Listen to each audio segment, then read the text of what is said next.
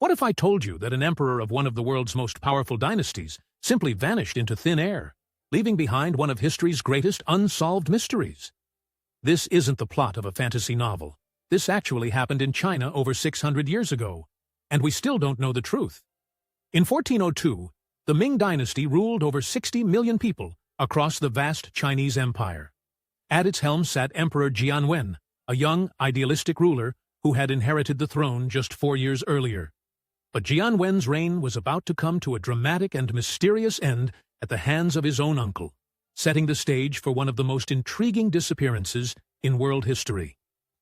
To understand this remarkable story, we need to go back to 1398, when the mighty Hongwu Emperor, founder of the Ming dynasty, died after ruling for 30 years. On his deathbed, he made a decision that would tear his family apart. Instead of passing the throne to one of his surviving sons, he chose his 21-year-old grandson, Zhu Yunwen, who became Emperor Jianwen. This choice infuriated Hongwu's fourth son, Zhu Di, the Prince of Yan. Zhu Di was a seasoned military commander who had spent decades defending China's northern borders against Mongol invasions. He was tough, experienced, and ambitious. He believed the throne should rightfully be his, not his nephew's.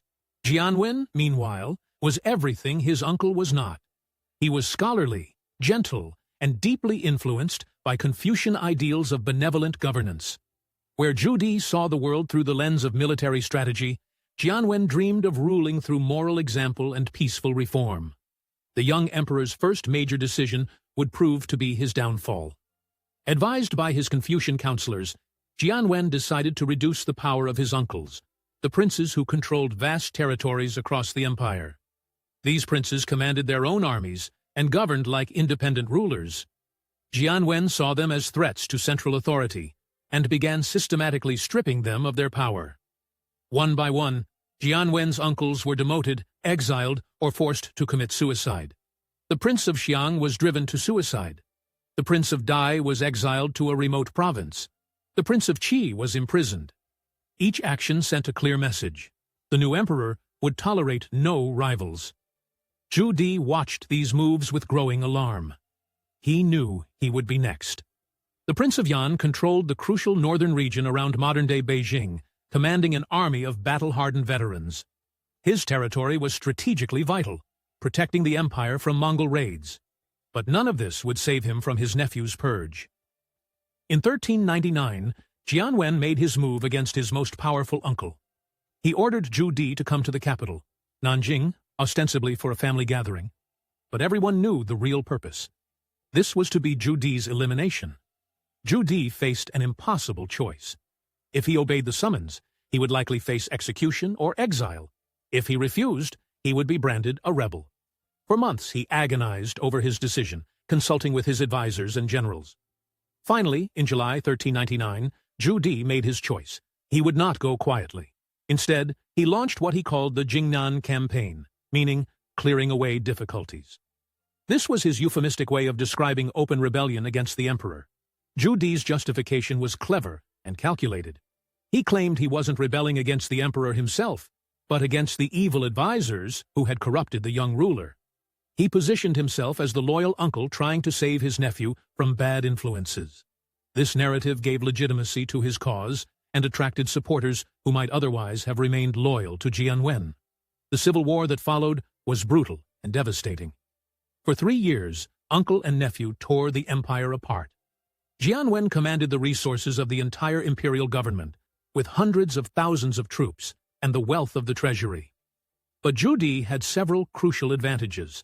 First, his army was composed of elite troops who had spent years fighting the Mongols.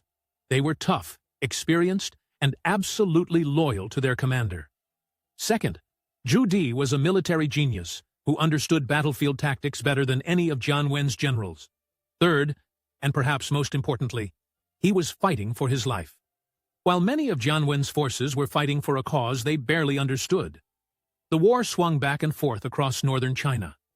Zhu Di won brilliant victories, only to see his gains reversed by imperial counterattacks. At one point, he was nearly captured when imperial forces surrounded his army.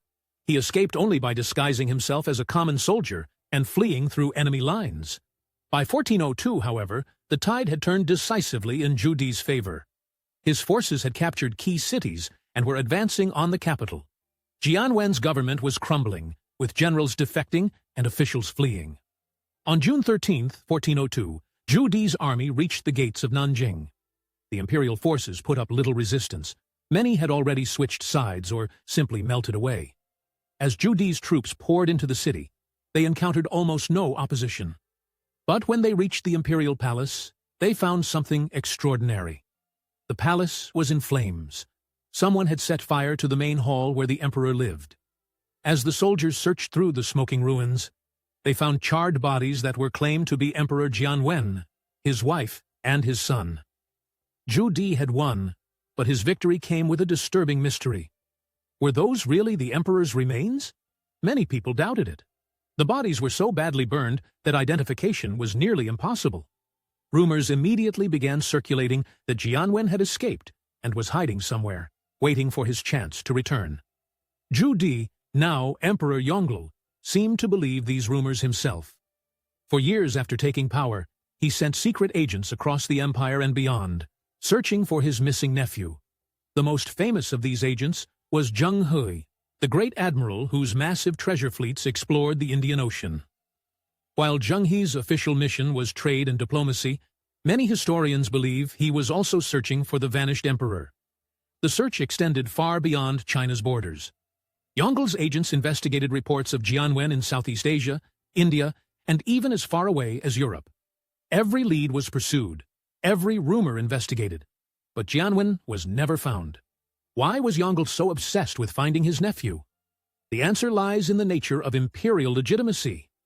As long as Jian Wen might be alive, Yongle's rule remained questionable. In Chinese political thought, there could be only one legitimate emperor. If Jian Wen lived, then Yongle was merely a usurper. This uncertainty haunted Yongle throughout his 22-year reign. Despite becoming one of China's greatest emperors, building the Forbidden City, and sponsoring Zheng He's magnificent voyages, he could never fully escape the shadow of his missing nephew. Modern historians have proposed numerous theories about Jian Wen's fate. Some believe he died in the palace fire, exactly as the official records claim. Others think he escaped and became a Buddhist monk, living out his days in anonymity. Still others suggest he fled to Southeast Asia, or even farther afield. Recent archaeological investigations have added new dimensions to the mystery. In the 1950s, Chinese archaeologists excavated the supposed tomb of Emperor Jian Wen. They found it empty. This discovery reignited speculation about the emperor's fate and gave new life to escape theories. The most romantic theory holds that Jian Wen survived and spent decades wandering China as a Buddhist monk, occasionally revealing his identity to trusted followers. According to this version, he finally died peacefully in a monastery, taking his secret to the grave. A more pragmatic theory suggests that Jian Wen was indeed killed in the palace, but that his supporters removed his body before the fire to prevent Yongle from desecrating it. They then buried him in secret, which would explain the empty official tomb. The mystery of Emperor Jian Wen remains unsolved after more than 600 years. His disappearance represents one of history's great vanishing acts, comparable to the fate of the princes in the tower or the lost colony of Roanoke. But perhaps the most fascinating aspect of this story isn't what happened to Jian Wen, but what his disappearance reveals about power, legitimacy, and the human cost of ambition. Here was a young man who inherited the most powerful throne in the world, only to lose everything to family betrayal and political miscalculation. Jian Wen's story reminds us that even emperors are mortal, that power can vanish as quickly as it's gained, and that sometimes the greatest mysteries are hidden in plain sight. In trying to eliminate threats to his rule, the young emperor created the very conditions that destroyed him. His uncle's rebellion succeeded not just because of military might, but because Jian Wen's own actions had alienated potential supporters. The coup that toppled Emperor Jian Wen changed the course of Chinese history. Yongle's reign ushered in an era of unprecedented expansion and cultural achievement. But it also established a precedent that would haunt the Ming dynasty for centuries. The idea that power ultimately belonged to whoever was strong enough to seize it.